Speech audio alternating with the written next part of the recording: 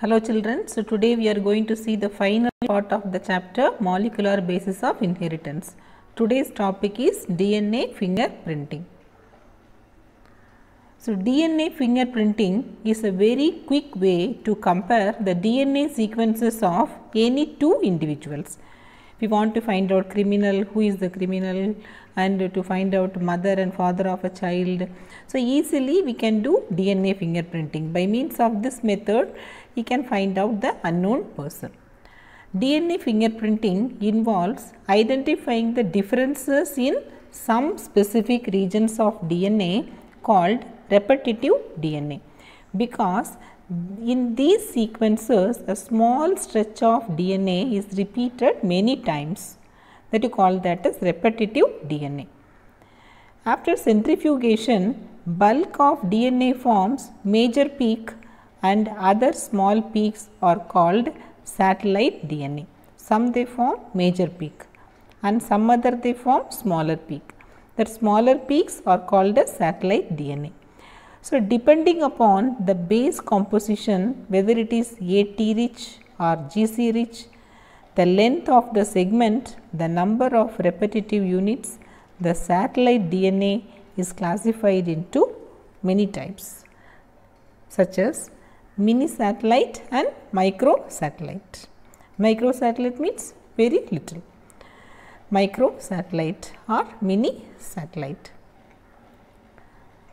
Some sequences they do not code for any proteins.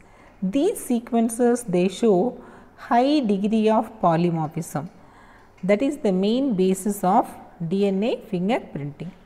Polymorphism in DNA sequence is the basis of genetic mapping of human genome as well as DNA fingerprinting. Polymorphism, that is variation at genetic level, it arises due to mutations. Little bit differences it is there. We already studied 99.9% is similar, only 0.1% differences are there.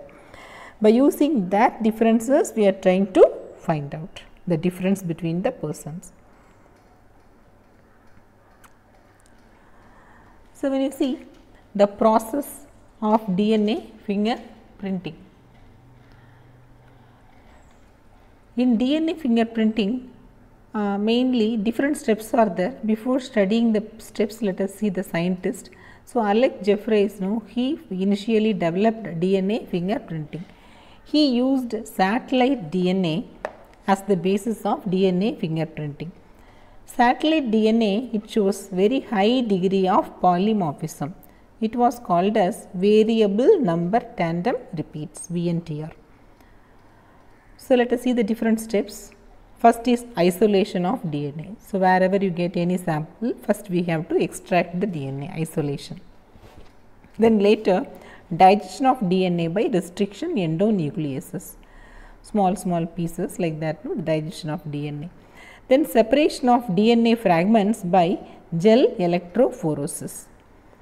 Then transferring of separated DNA fragments to synthetic membranes such as nitrocellulose or nylon. Then the double stranded DNA, it is made single stranded. Hybridization is done using labeled VNTR probe. Single strand DNA along with that hybridization is done. Then detection of hybridized DNA fragments using autoradiography. So, by hybridization we are adding the radioactive elements. So, then easily it can be identified by autoradiography. It is very important, children. It can be asked in 3 mark questions. You see the diagram in this diagram. So, you can see the different steps in DNA fingerprinting. First, you can see the isolation and digestion of DNA. First, we are separating, then later digestion of DNA into small fragments by using restriction endonuclease. Then later separation of DNA fragments. So, here by using gel electrophoresis, so we are separating the DNA. Then later it is transferred, okay, from the electrophoresis method we have separated the DNA fragments and it is transferred by means of blotting. Southern blotting you call that as. So, blotting method, it is taken out by using nitrocellulose or nylon membrane. Then the double stranded DNA, we are separating one strand. Then that single strand is hybridized using VNTR probe. So, if you are hybridized, then easily you can identify, means that is by means of labeling. So, if you are labeled, hybridization method you are labeling. So, if it is labeled, then easily you can identify, so where the fragments are there. Here you can see, so the fragments, it is visible clearly, small fragments, it is separated, it is visible. So, here when you observe, this is the diagram given in your book. So, in this you see here children, this is the C person. So, we do not know to whom he is resembling. So, two samples are there, A and B sample. So, we have to compare. So, when you are comparing, you can easily identify this sample is resembling with B. So, means surely the B sample, it is as it is resembling with C, B and C are similar. A is not resembling at all. So, by means of DNA fingerprinting, easily you can find out the differences and similarities easily. When you are doing hybridization by means of autoradiogram, it makes many bands of different sizes. You have seen here, children, it forms various bands. So, if it is forming various bands, then easily you can identify. It is the characteristic pattern of an individual. It differs from individual to individual. So, then easily you can identify how much similarities are there, dissimilarities are there. Then by means of that, so you can easily find out.